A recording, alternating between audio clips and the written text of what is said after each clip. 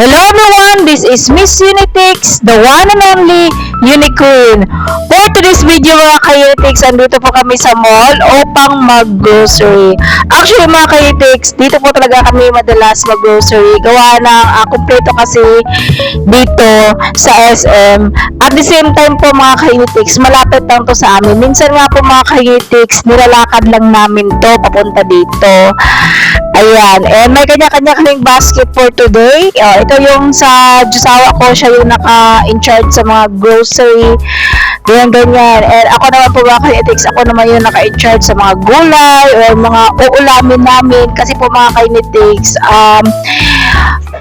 ako talaga, sa aming dalawa, ako talaga ang nagluluto. Dahil itong aking Diyosawa, hindi naman marunong magluto to. Ang alam lang nito is magluto ng kanin.